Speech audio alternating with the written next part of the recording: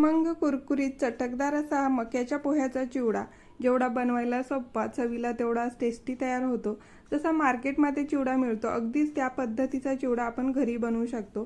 चला तर मग रेसिपीला आपण सुरुवात करूया। चिवडा चटकदार होण्यासाठी सगळ्यात अगोदर आपण मसाला बनवून घेऊया। तर मिक्सरच्या भांड्यामध्ये 2 चमचे साखर, अर्धा चमचा बेडगी मिरची पावडर, अर्धा चमचा धने पावडर, अर्धा चमचा साधं मीठ, अर्धा चमचा काळं मीठ, 1 चमचा चाट मसाला आणि 1 चमचा इथे मी चिवडा मसाला घेतलेला आहे।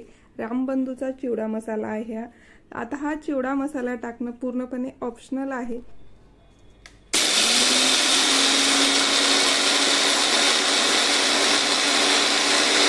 आपल्याला साखर पूर्णपणे बारीक करून आपल्याला मिक्सरला वाटून घ्यायचं आहे। तरी ते तुम्ही पाहू शकता मस्तसा आपला चटकदार चिवडा मसाला तयार झालेला आहे।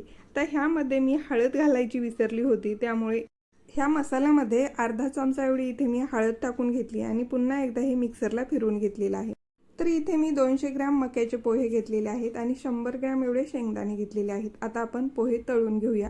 तर पोहे तळत असताना तेल जे आहे ते छान आपल्याला कडकडीत गरम करून घ्यायचे। तेल छान कडकडीत गरम झाल्यानंतर गॅसची फ्लेम स्लो करायची। स्लो फ्लेमवरती थोडेसे पोहे आपल्याला ह्या तेलामध्ये टाकायचे आहेत आणि हे पोहे करपून न देता हे छान असे तळून घ्यायचे।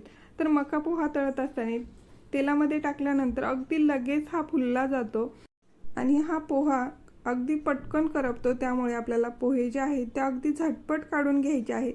तर इथे तुम्ही पाहू शकता अशा पद्धतीने आपल्याला हे जे पोहे आहेत ते करपून न देता छान असे कुरकुरीत तळून घ्यायचे आहेत। तर अशाच पद्धतीने इथे मी सर्व पोहे तळून घेतलेले आहेत। त्याच तेलामध्ये इथे मी शेंगदाणे सुद्धा तळून घेणार आहे।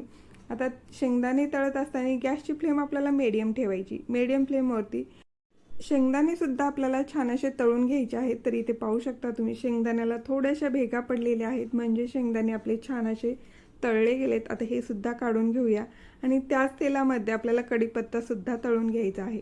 तर कढीपत्ता टाकत असताना मात्र काळजी घ्यायची आहे। ज्यावेळी आपण तेलामध्ये कढीपत्ता टाकतो त्यावेळेस पटकन तेल अंगावरती उडलं जातं, त्यामुळे हा कढीपत्ता टाकल्यानंतर थोडंसं बाजूला व्हायचं आणि कढीपत्ता सुद्धा छान कुरकुरीत होईपर्यंत तळून घ्यायचा आहे। तर अशाच पद्धतीने इथे आपलं सर्व साहित्य तळून झालेलं आहे। आता आपण चिवडा बनवून घेऊया। तर इथे मी फक्त शेंगदाणे वापरलेले आहेत। तुमच्या आवडीनुसार तुम्ही ह्यामध्ये काजू, बदाम, मनुके सुद्धा वापरू शकता। तर हे तळलेले संपूर्ण साहित्य इथे मी एका मोठ्या प्लेटमध्ये काढून घेतलेला आहे। आता ह्याच्यावरती आपल्याला आपण जो तयार करून घेतलेला मसाला आहे तो टाकून घ्यायचा आहे। तर मसाला टाकल्यानंतर व्यवस्थित असं आपल्याला हे मिक्स करून घ्यायचं आहे। मिक्स करत असताना मात्र आपल्याला हे हाताने मिक्स करायचं आहे। जोपर्यंत आपण ह्याला हात लावत नाही तोपर्यंत मसाला व्यवस्थित ह्या चिवड्याला लागला जात नाही।